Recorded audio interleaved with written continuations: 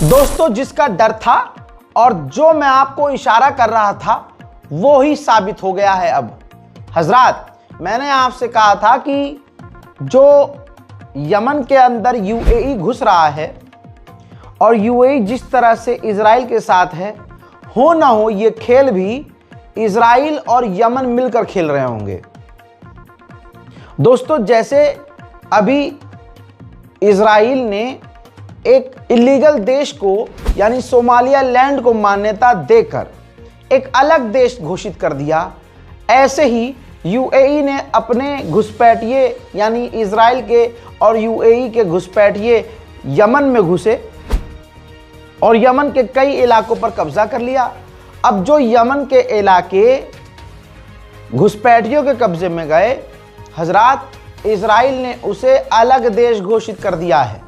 जी हाँ, बातचीत चल रही है, ऐलान लगभग उसने कर दिया है। तो खेल यमन के अंदर भी इजराइल का है। याद रखिएगा, अभी तो मैं एग्जाम्पल दे रहा था कल तक, लेकिन अब यह साबित हो गया है कि पूरी दुनिया में अपने फायदे के लिए इजराइल किसी भी विरोधी, कल को वो खालिस्तानी सिख समुदाय को कह देगा इजराइल कि तुम अपना पंजाब अलग करो, मैं मान्यता दे दूंगा, फिर आपको कैसा लगेगा। लेकिन भाई, हिंदूवादियों पे क्या ही फर्क पड़ता है। गू जिनकी खा के जिंदगी शुरू हुई है, पेशाब पर खत्म हो जाएगी। आतंकवादी गतिविधियां करते हैं, बलात्कार करेंगे, बलात्कार करने के बाद इनके समर्थक खड़े, जिनके नेता बलात्कारी के समर्थन में भी खड़े हो जाएं, उनसे आप ये उम्मीद करेंगे कि वो इजराइल के खिलाफ या इजराइल की किसी नीति के खिलाफ कभी नहीं बोलेंगे।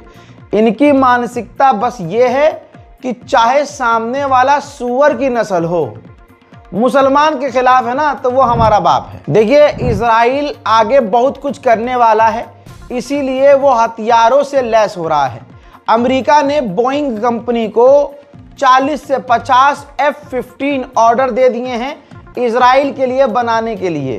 तो आप समझ सकते हैं, F-15 फाइटर जेट जो काफ़ी एडवांस माना जाता है, वो 40 से 50 की तादाद में कंपनी को अमेरिका ने ऑर्डर कर दिया है कि इजराइल के लिए बनाओ, वो भी सबसे टॉप मॉडल। हजरात, अक्सर जो बातें मैंने आपको अपने मन से भी बताई होती है ना, वो भी सच निकलती है। कल एक महाशय थे बहुत सारे, रजा भाई आधे घंटे की वीडियो होती है, आप अपने मन की बात बताते हैं, एक्सप्लेन करते हैं, वीडियो लंबा हो जाता है, सीधा सीधा खबर बता दिया करिए। अरे सीधा सीधा खबर बताऊंगा तो समझाएगा कौन? खबर तो भाई हर कोई दे के जा रहा है, लेकिन जो हम बताते हैं वो भी खबर ही होती है मुन्ना, वरना कोई बात नहीं है। रील के शौकीन हो, असल में क्या है, रील की आदत डली हुई है। कंबल में एक हाथ पजामे में और एक हाथ स्क्रीन पर ला के जो लोग खाली स्वाइप अप करते रहते हैं, उनको आदत है खाली 5 सेकंड की 10 सेकंड की वीडियो देखने की है।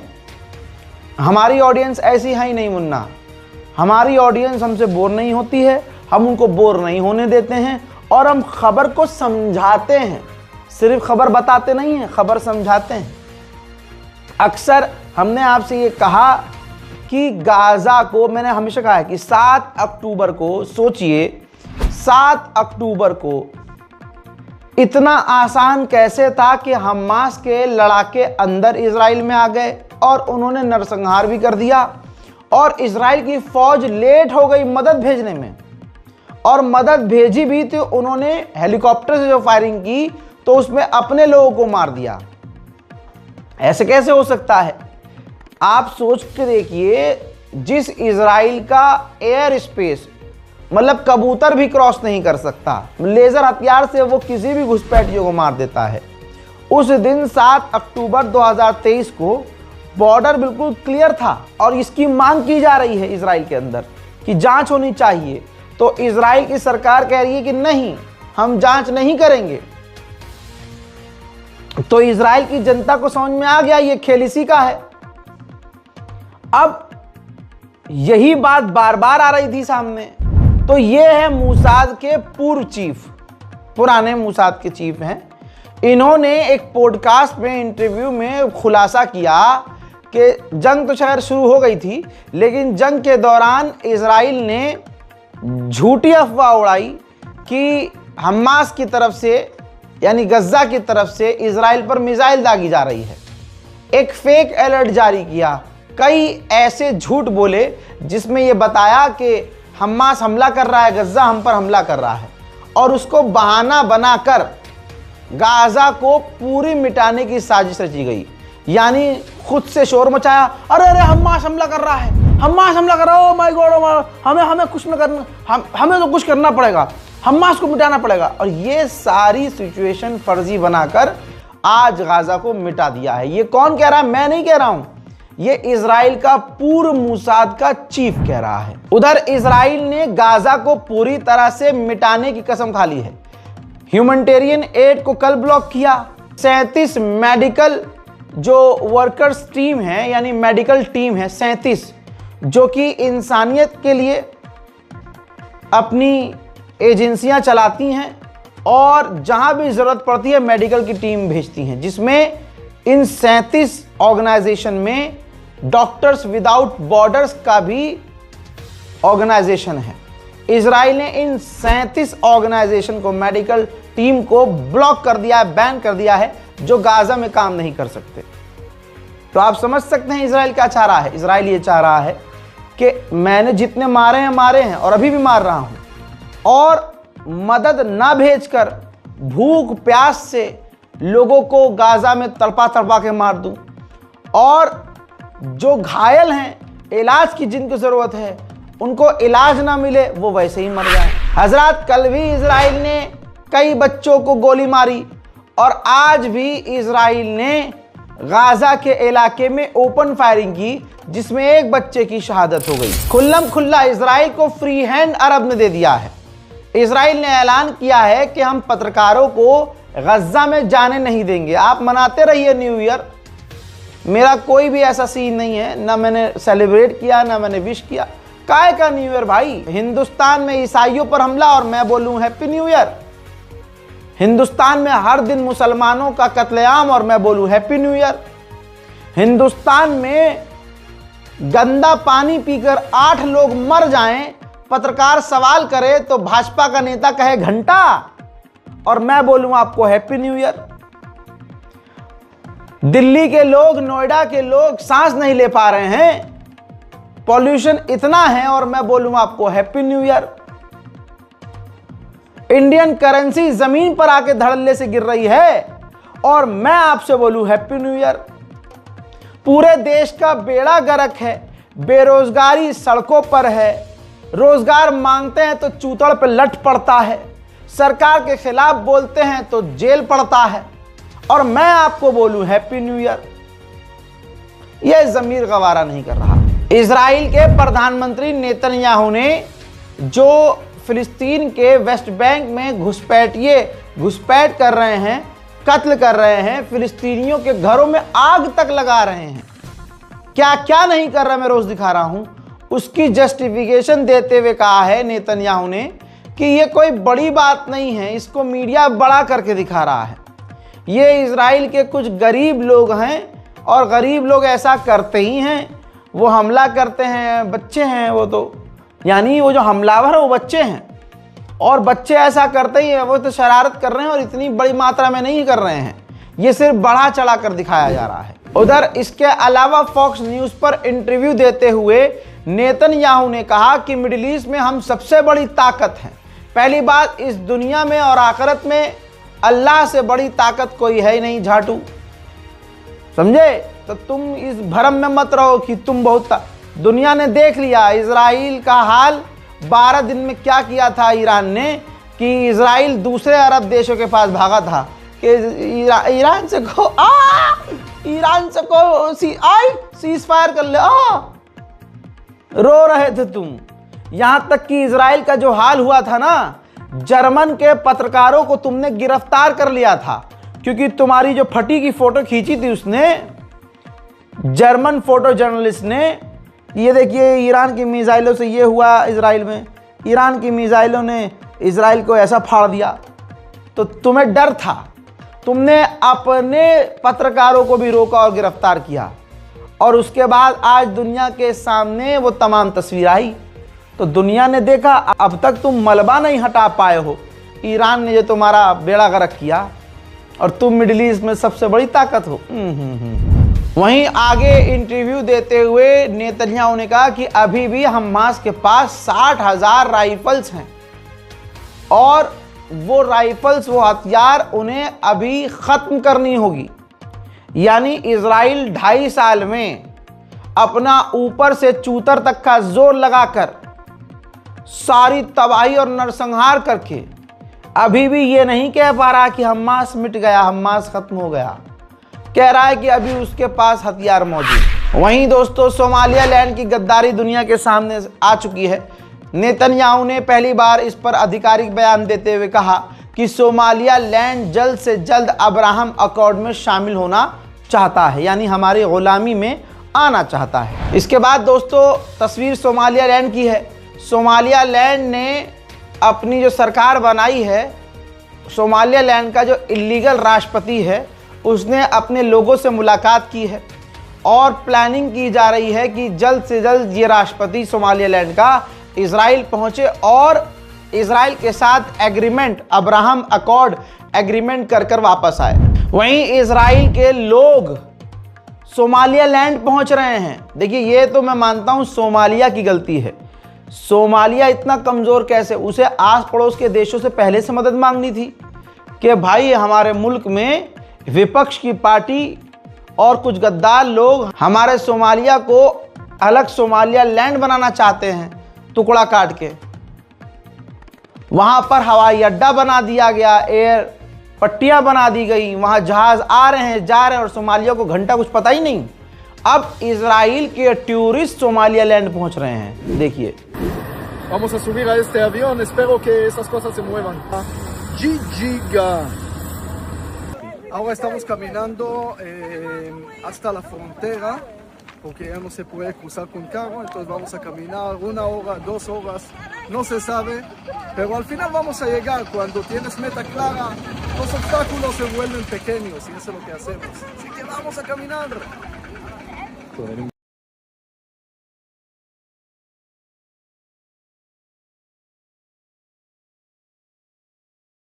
सोमालिलैंड रबोताई।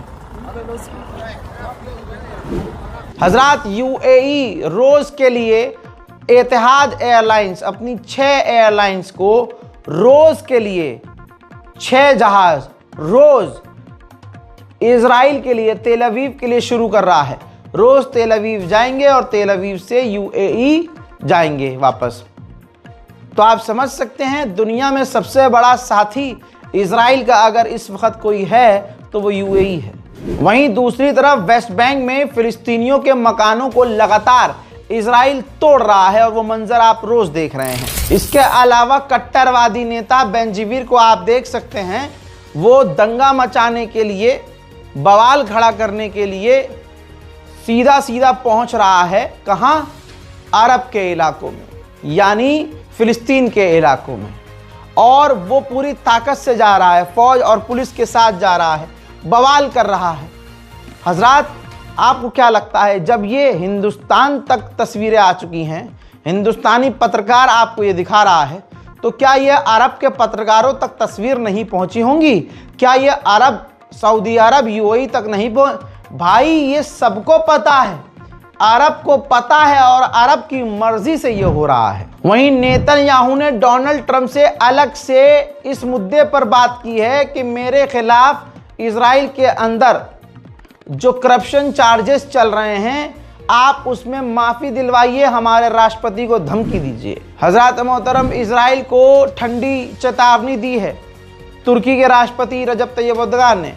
उन्होंने कहा कि हम देख रहे हैं कि मेडिटेरियन सी में हमें भड़काने के लिए इजराइल क्या क्या करता है। हजरत, साइप्रस, ग्रीस और इजराइल मिलकर इस वक्त तुर्की को चढ़ाने का काम कर रहे हैं। सऊदी अरब के लड़ाके एसटीएफ यमन में जो घुसे हुए यूएई के घुसपैठिए हैं, उन पर सऊदी अरब के लड़ाके, यमन के लड़ाके भारी पड़ रहे हैं। सऊदी अरब के इन्वॉल्वमेंट के बाद एसटीएफ यानी जो घुसपैठिए हैं यमन के अंदर, यूएई वाले, वो कई इलाकों से पीछे हटे हैं। सबूत मैं आपको दिखा रहा हूं, इलाके से निकलते हुए का वीडियो देखिए।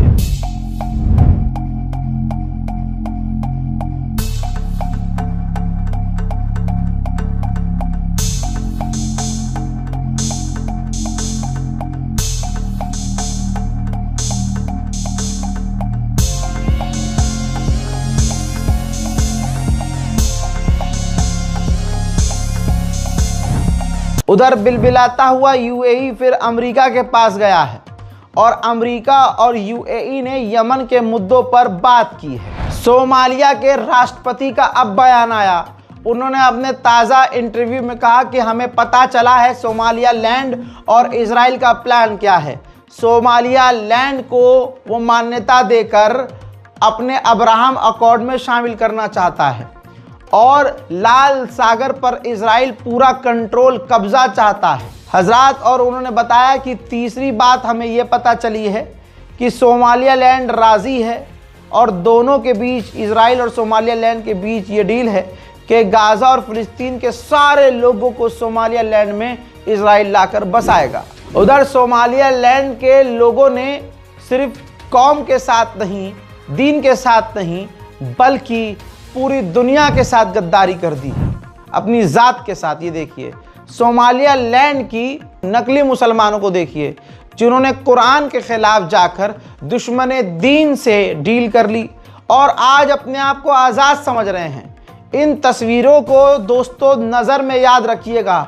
हो सकता है ये वीडियो आपके फ़ोन में सेव ना रहे, लेकिन इन तस्वीर को जो मोहम्मद रज़ा आपको दिखा रहा है दिमाग में बसाइएगा और सिर्फ उंगली पर 1-2 साल गिन लीजिएगा।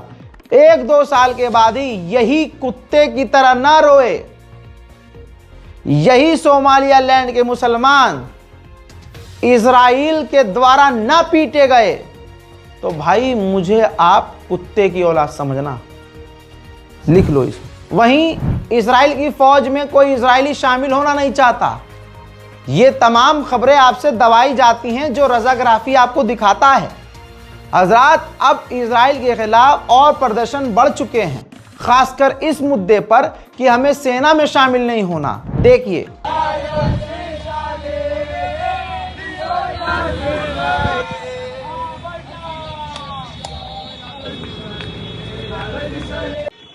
Juda ben Amram! Juda ben Amram! Juda ben Amram!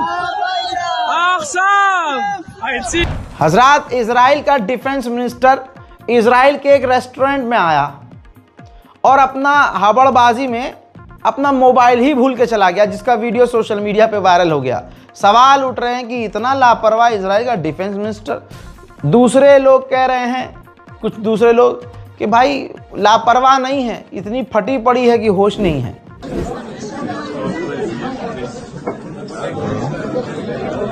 दोस्तों रिकॉर्ड के अनुसार, आंकड़ों के अनुसार गाजा की 10% जो आबादी है वो खत्म हो चुकी है, मिट चुकी है।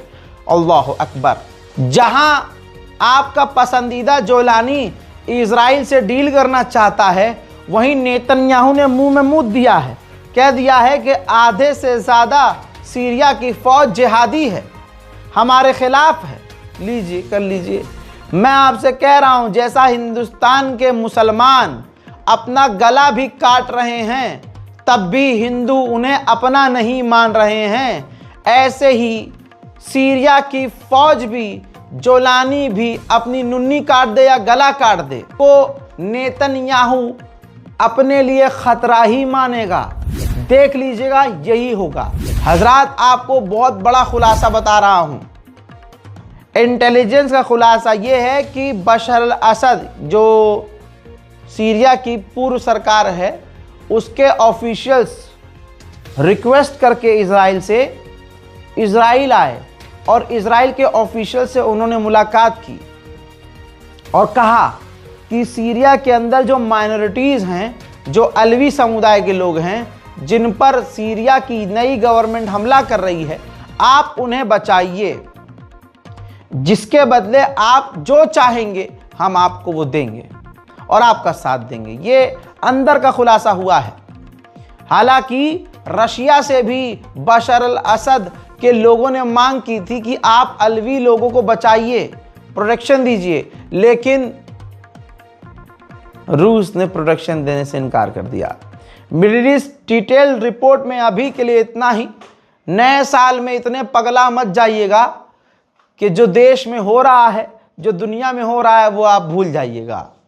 अपना ख्याल रखिए, अपने आप पर काम कीजिए। न्यू ईयर का मज़ा तब है जब आप अपने लिए कुछ अच्छा करें। केक काट कर, पार्टी कर कर, पैसा उड़ाकर, फालतू में अपने आप को नुकसान पहुंचाकर, रिस्क लेकर, स्टंट दिखाकर, गाड़ियां दौड़ाकर, इन सब से न्यू ईयर में क्या ही मज़ा। सच में अगर आपको कुछ करना है तो अपने आप पर काम कीजिए। बाकी काहे का न्यू ईयर मैंने आपको बता ही दिया है। देश भर में क्या चल रहा है नज़र रखिए, देखिए। गाज़ा में इतना बुरा हाल है, मदद जा नहीं पा रही है, मेडिकल भी बंद हो गया है, दवाइयाँ नहीं पहुँच पा रही है, खाना पानी नहीं भेजा जा रहा है, इजराइल पूरी तरह से ब्लॉक कर रहा है। और ऐसे में जो रास्ते हमारे पास हैं हम उनका इस्तेमाल कर रहे हैं। इसीलिए आपसे कह रहा हूँ कि इस अकाउंट डिटेल का इस्तेमाल कीजिए, इस बारकोड को स्कैन कीजिए, या अकाउंट डिटेल है, IFSC कोड है, डायरेक्ट बैंक ट्रांसफ़र करके गाज़ा और फ़िलिस्तीन की मदद के लिए आगे आइए। कम से कम इस नियत से तो आगे आइए कि वहाँ जो बच्चे भूखे प्यासे हैं उनको पानी और खाने का इंतज़ाम अगर हम कर दें तो यही हमारे लिए बड़ी बात होगी। इस रिपोर्ट को शेयर ज़रूर कीजिएगा। जय हिंद।